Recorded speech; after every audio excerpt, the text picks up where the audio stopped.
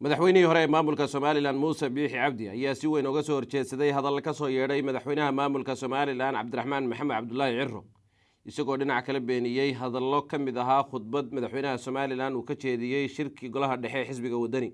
dhinaca kale madaxweyne Muuse Biixi Cabdi ayaa sheegay in uusan marnaba xurriyad iyo aqoonsi ka keenin wadamada Guinea iyo Ethiopia isagoo dhinac kale jeediyay in la jarjaray sidoo kalena la nuxurtiray khudbadii uu ka jeediyay madaxtooyada Somaliland kadib markii madaxweynaha Somaliland Cabdiraxmaan Maxamed Cabdullaahi uu ku dhawaaqay in Israel ay aqoonsatay Somaliland. Muuse Biixi Cabdi oo arrintaasi ka hadlay ayaana yiri sida tan: madaxweyne Cirro ayaa shirki golaha dhexe xisbigiisa weero iga soo gudbiyay bal aan in yar ka idhaahdo. wuxuu madasha ka sheegay in aan sheegay in laba jeer aan ictiraaf ka soo helay laba dawladood oo kala ah Guinea Conakry iyo Ethiopia.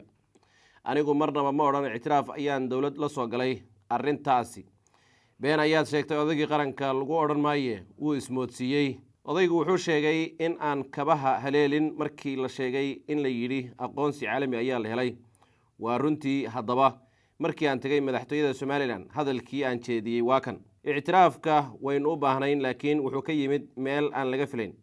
arrintu waxay u eg tahay maamahdii ahayd rag ciil cadaab ayuu ka doortay. ictiraafku waa mudnaanta koobaad ee dalkeena Somaliland. iyadoo ay sidaas tahay haddana waxaan leeyahay arrintani dhinacyo badan ha laga eego una tala badso si aan dhexdeena khilaaf uga iman. maantana intii ayaan leeyahay. haddaba waxaa nasiib darraa in madaxtooyadu ay jarjartay hadalkaygii oo la nuxurtiray.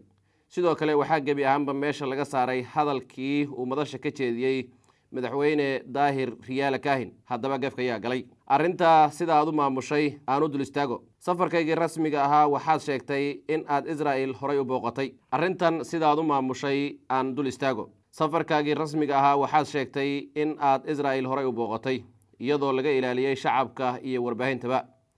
waana kow madaxweyne jamhuuriyadda Somaliland ah oo si qarsoodi ah u safra marka dambana sheega in uu safar qarsoodi ah ku galay dal kale. safarkaagii u dambeeyay ee rasmiga ahaa waxaad muddo joogtay dalka isku tagga Imaaraadka Carabta oo aad ka dhooftay, halka wafdigaagii wasiiraduna ay iyaguna muddo ku sugnaayeen dalka Ethiopia kana dhoofeen. madaxweyne maxaa keenay qarsoodiga iyo qaybsanaanta ayuu yidhi madaxweynihii hore ee maamulka Somaliland Muuse Biixi Cabdi oo ka falcelinayay hadallo ka soo yeedhay madaxweynaha Somaliland Cabdiraxmaan Maxamed Cabdullaahi Cirro kuna saabsanaa aqoonsiga Somaliland iyo in laga soo horjeedo.